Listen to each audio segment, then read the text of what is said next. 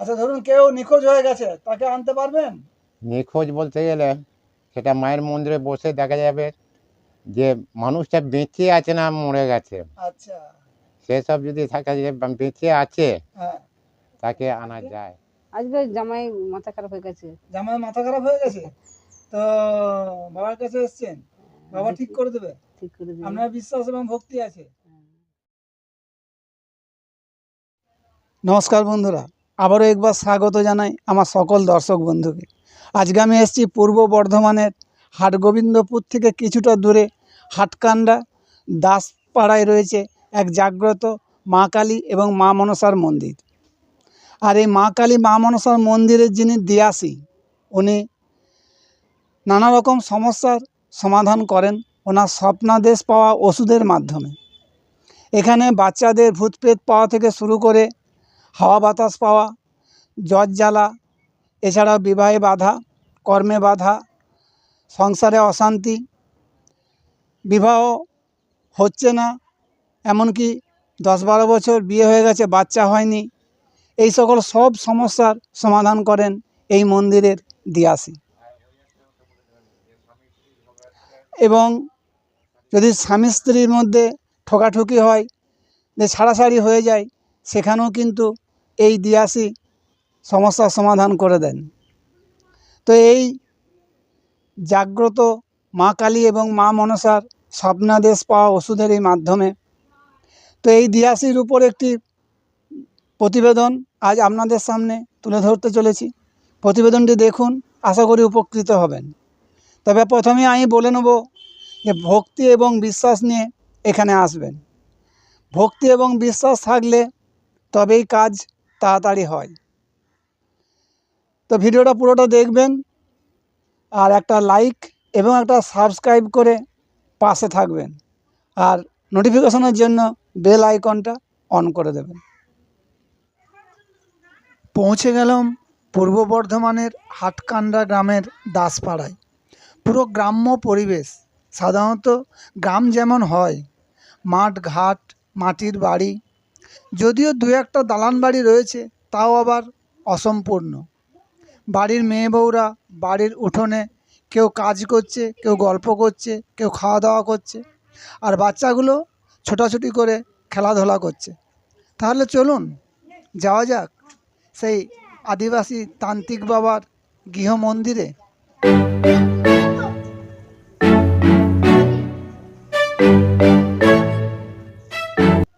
আর 5টা মন্দিরের মতন অত জৌলুস নেই, চাকচিক্য নেই। বাঁশ কাঠ, উপরে টিনের চাল দেওয়া মায়ের মন্দির। ভক্তরা এক এক করে আসতে শুরু করেছে। তান্ত্রিক বাবা মন্দিরেই রয়েছেন। তাহলে চলুন যাওয়া যাক মায়ের গর্ভগৃহে।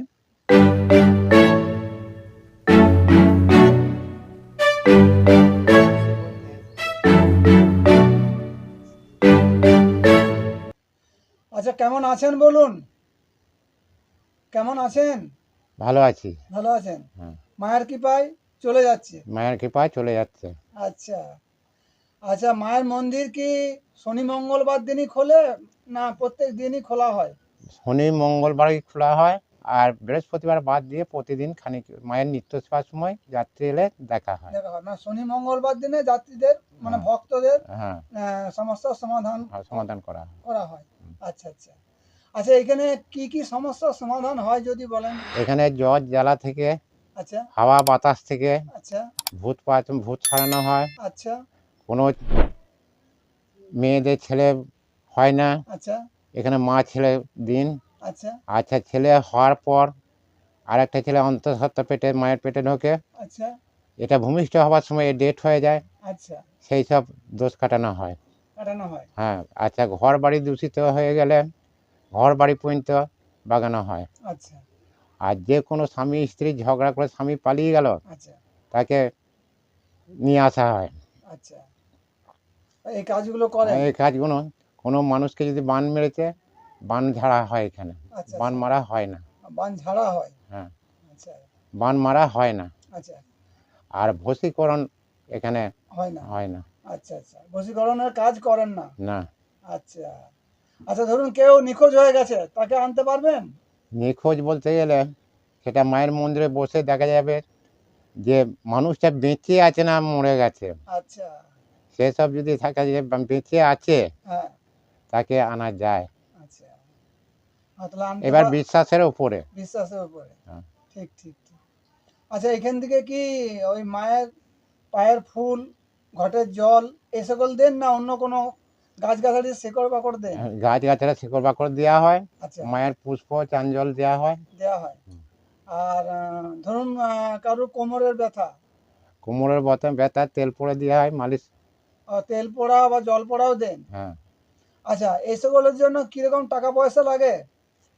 টাকা পয়সা লাইন অনুযায়ী আচ্ছা, দেখা যায় দূষিত জিনিস খুব বড়, হ্যাঁ, কিরম খরচা হয় সেটা দেখে তার দিকে টাকা পয়সার অঙ্ক করা হয়। আচ্ছা।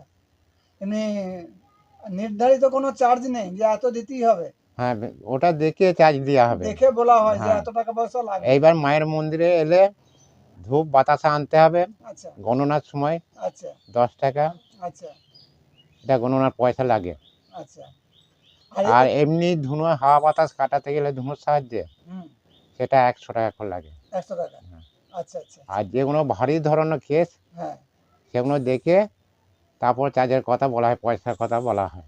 আচ্ছা, কেন আগে থেকে বলতে গেলে দেখা যাচ্ছে খরচা একদম কুলোচ্ছে না, টান পড়ে আমার ঘর থেকে গছখা রেখে যায়। আচ্ছা, ওই জন্যই দেখে এটাকে বলে দেওয়া হয়। আচ্ছা। আর ফোনের মাধ্যমেও কাজ করেন, না না, মন্দিরে আসতে হবে? মন্দিরে আসতে হবে। আচ্ছা, আচ্ছা। আর আপনি খড়িও পাতেন তো? খড়ি হ্যাঁ, পেতে? খড়ি পাতি, তেল পাতাকে ঘষি। আচ্ছা, আচ্ছা। এই দিয়েও কাজ হয়? হ্যাঁ, আচ্ছা, এখানে এলেই কি কাজ হবে? বিশ্বাসের ওপরে। হ্যাঁ, ভক্তি এবং বিশ্বাস নিয়ে আসতে হবে। হ্যাঁ, আচ্ছা, তো বলছি যে মাকে পেলেন কিভাবে? মাকে আমি একটা নাম করা রাজমিস্ত্রি, আচ্ছা, ওই শ্মশানে কাজ করতে গিয়ে মা আমার সঙ্গে আকর্ষণ করেছে। আচ্ছা। কালীমা না মনসামা? কালী মা, এটা যে একসঙ্গে দুটো, ও, এটা কালী মনসা।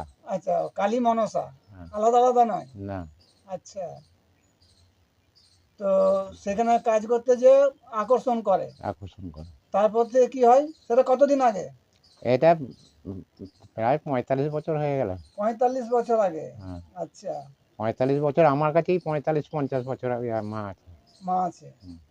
আচ্ছা, তারপরে তারপরে কি হলো? আকর্ষণ করার পর মাকে নিয়ে এলেন? হ্যাঁ, তারপর মাকে নিয়ে এসে প্রতিষ্ঠা করে এই পুজো, পুজো সেই পাঠা পুজো শুরু করলেন? পুজো শুরু করলাম।